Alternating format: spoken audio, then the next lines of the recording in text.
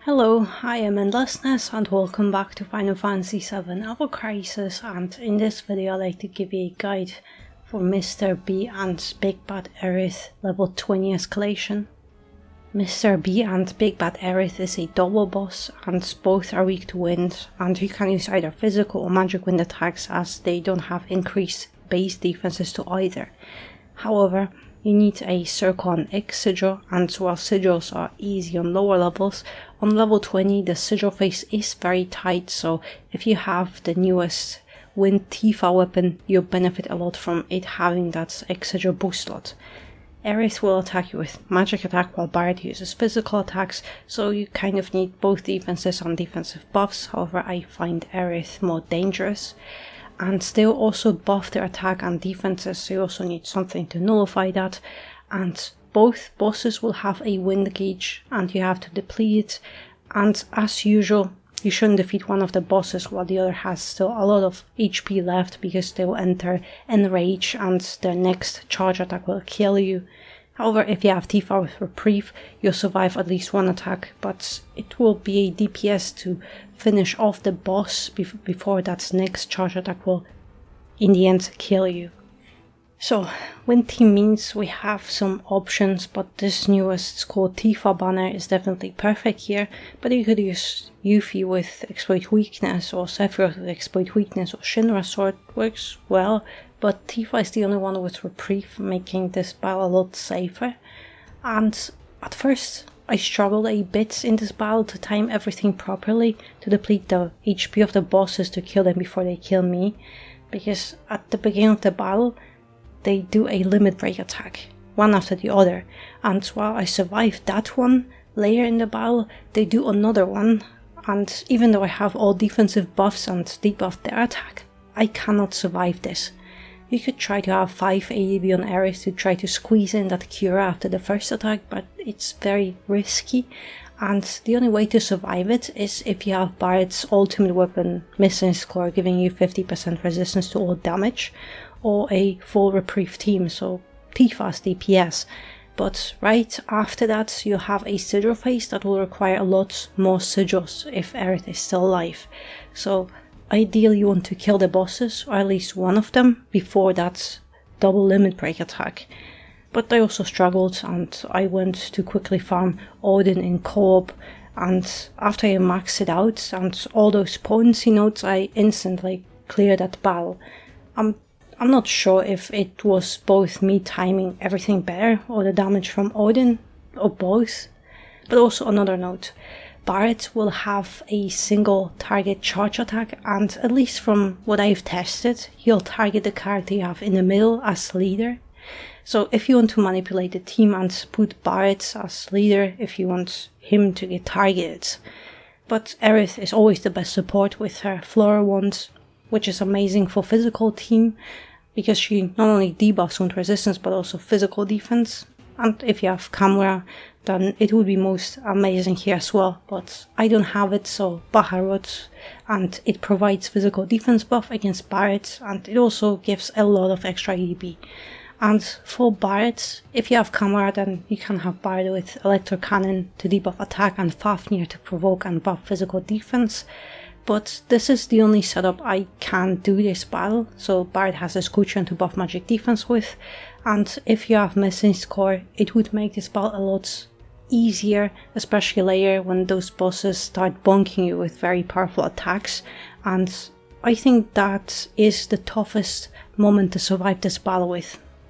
Aerith has Crimson Outfit with Reprieve, Breath of the Earth to heal, Baharot for heals and P-Dev buff, Flora 1 to debuff wind resistance and physical defense, Princess Guard, Bravery, Cura for single target heal and X Sigil, and in sub-equipment slots a guild weapon with magic defense for allies, Store Integrity for HP and buff debuff extension, but if you have Terra Rods it'll be much better here, and it will provide a little bit more of buff debuff extension and a weapon with physical attack for allies.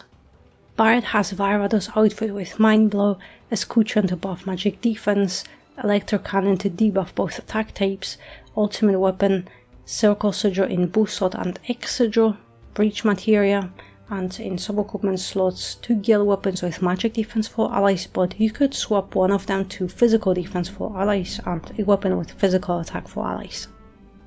Sephiroth has Odin outfit with Santetsuken, Dark Heavens for DPS and Shinra to buff wind damage and physical attack, Genji, Circle Sidra and boost slot, X Sidra and physical attack stat stick, and in sub-equipment slots, Shark Slayer with HP and buff debuff extension for Shinra buffs to last longer, event weapon with HP and physical ability Ponzi and automatic, and here you could equip Bahamut weapon with physical attack for allies and ability Ponzi, as it will boost your physical attack a bit more, but I would say you just want to prioritize wind Ponzi and physical ability Ponzi first. And I also have Shinra instead of exploit weakness, because I don't have camera, so this weapon provides both wind buff and also physical attack buff, because Aerith will debuff it at some point, so at least I have something to reliably buff my physical attack with.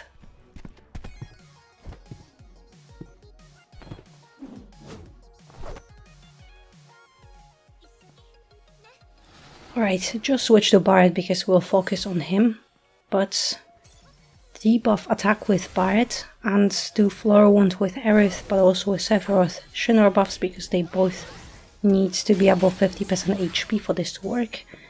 And this is our first and hopefully the only double limit break that you experience. But you could also equip AB boost weapon on Barret to give you enough AB to also buff your defenses, but I think this is just better to have enough HP and defenses to survive this one. And just here and with Sephiroth, all you'll be doing is DPS, but it's just better to do one attack while you're waiting for that max stance. And it's perfect, just continue doing DPS with him, but with Barret, sit on that AB until you see Crimson Fluorescence, then start either buff your defense or debuff attack, because she debuffs both.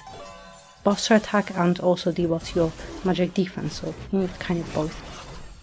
And if you get enough AB and you're quick enough for that escutcheon to work, perfect. If not, don't worry, you'll survive this attack.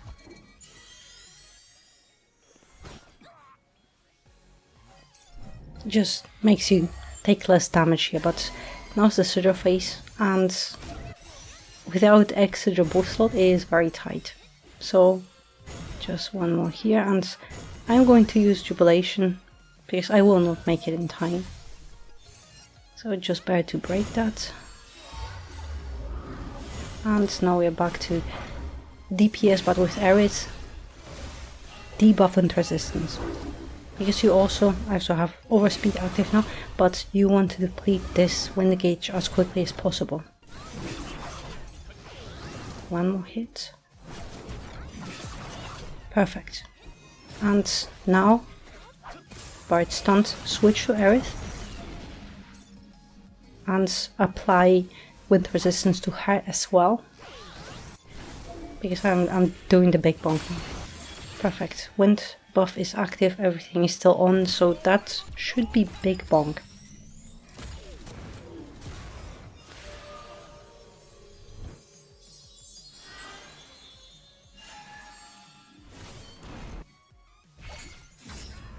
Perfect. The way it works, why it does so much damage, is because when Barret is stunned, he gets this enfeeble status, so you want to use this short window of time to do as much damage as you can. But also here, you can use Barret's free-to-play ultimate weapon to get a little bit higher physical defense buff on Aerith, because she'll get hit by that grenade. It's fine, she should survive, if not she has reprieve, so you don't have to worry about it. But now it's Aerith's wind gauge, and you really want to deplete that one, because if not she'll heal back to full HP herself on both Barret, so you want to avoid that. But here she also keep buffing her defenses, and Barret will keep debuffing your attack. So it's a little bit annoying. Just make sure that you keep depleting those defenses. and also that she doesn't actually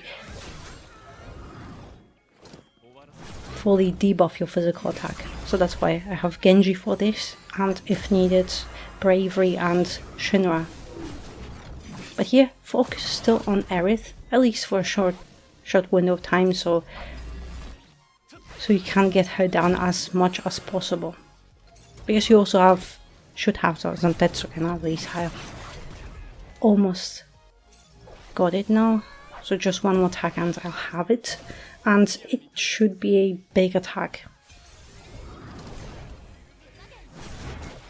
But Barret will now have failed, so you can't really do much damage, but you want to defeat one of those bosses as quickly as possible, so very soon.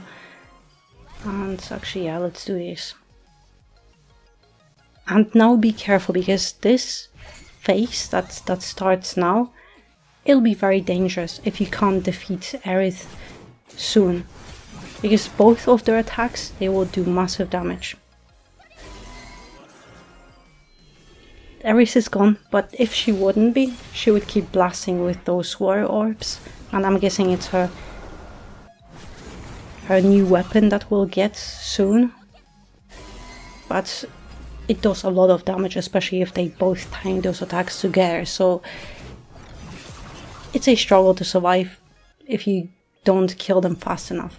But because I killed Aerith quite quickly, Barret will now start charging his attack, and this will kill me because Sephiroth doesn't have reprieve, so I have to kill him before the Starlight Beam.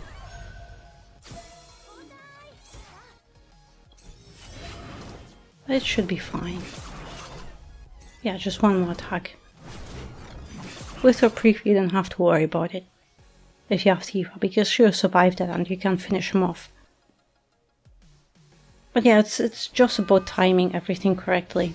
Even if you can't defeat one of the bosses quickly, or the second one, I recommend wait until, well, you have to survive this tough phase, but wait until they start charging the attack.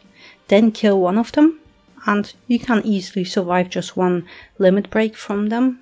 Just one, because the other one will be dead, and then you can just finish off the boss. At least that worked for me. But it just depends on your timing. If you do everything right, so they should die quite fast. But yeah, that should be it. And I'm sorry, content is delayed, the videos. I have been sick for the whole week, so I'm just getting back to speed. And yeah, so I hope you found my guide helpful, and thank you very much for watching, and I hope to see you next one.